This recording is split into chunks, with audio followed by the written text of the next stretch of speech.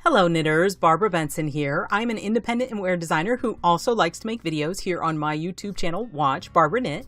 If you'd like to know more about my knitwear designs, please check in the description below, and there you will find a link to my Ravelry page where you can find all the patterns that I have available for sale and maybe knit one up for yourself. Also in the description below, you will find a link to the Watch Barbara Knits Facebook group, where if you want to continue the conversation or maybe share some pictures, it's a closed group, but I will be happy to approve you and you can come on over and we can have some fun. Today I have a cable cast-on video for you. The cable cast-on is one of my favorite cast-ons to use when I am casting on a bunch of stitches. I consider it, and it works for me, as a relatively flexible but stable cast-on. It's similar to the knitted cast-on, but the knitted cast-on is so loosey-goosey, and it's stretchier. It's not as stretchy as a knitted cast-on, but it's not, for me, when I do it, it's not tight. But it's funny because I was talking to someone who was knitting one of my patterns that called for a cable cast on, and they were complaining that it's so tight. Why did I use it? I'm like, it's not tight. It's kind of flexy. It's got extra space. And what I found out and figured out after talking to them is not everybody is doing the cable cast on the same way. So this video is to show you how I do the cable cast on and get a nice edge.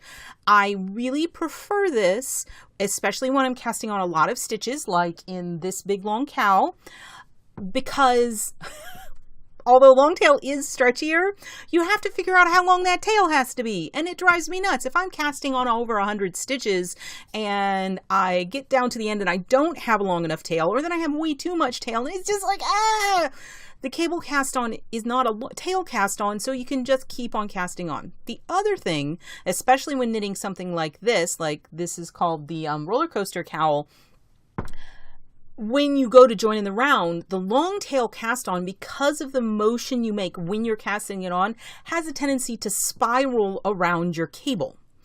And that makes it more challenging for me to join in the round without twisting my cast on.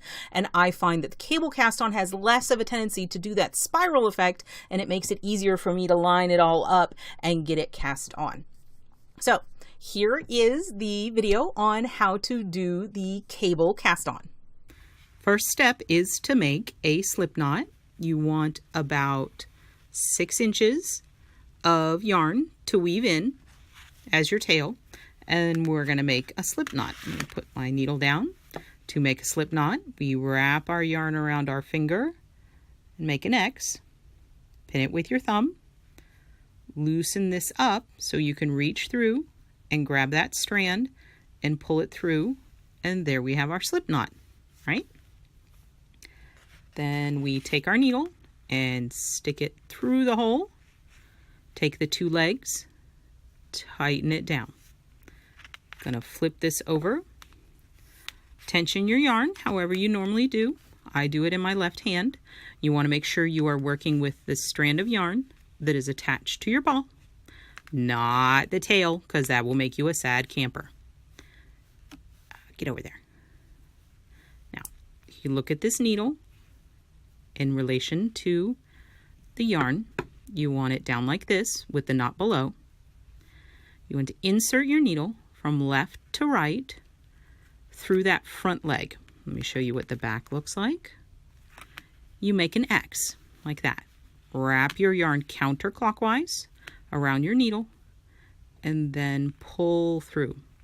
You want to pull a pretty big loop out and then put it directly onto your needle.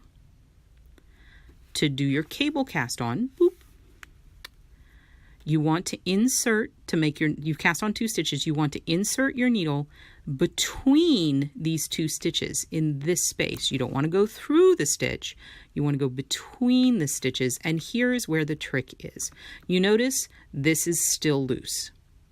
You insert your needle through that space and then tighten your needle down. So you're tightening over tighten your yarn down, 2 needles. You wrap it counterclockwise and pull it through. Pull through a good sized loop, stick it on your needle.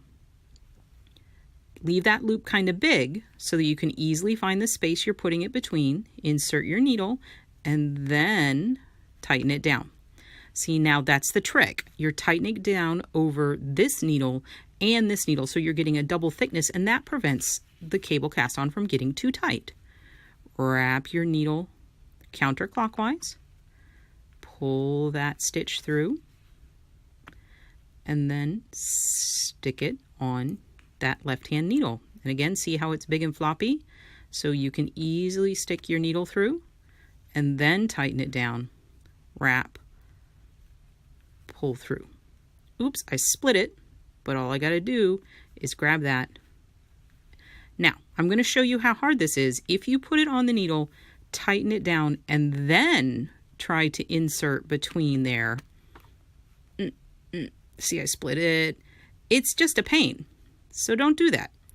Keep this front stitch. I'm going to pop that stitch off because it's annoying. We're going to loosen it up, make it big and floppy, stick it on there, and then I can insert my needle easily. Tighten it down, wrap counterclockwise, pull it through. See? So that makes it a super fast cast on, and it works great. I hope that all made sense, and if you have been doing the cable cast on just like this, then fantastic, but maybe I showed you a little something you didn't know. And this is another pattern. This is Golden Lion Throne, that again has a really long cast on that I didn't want to measure a long tail for. And I'm going to see if I can hold it up close for you guys so you can see. The cable cast on makes a it's just a really nice edge. It looks like a little rope, and it works really well for me. So I hope you enjoyed this video. If you did, please click that like button. It's going to be down here someplace. And if you would like to be notified whenever I upload a new video, please subscribe to my channel and select notifications. Thank you so much.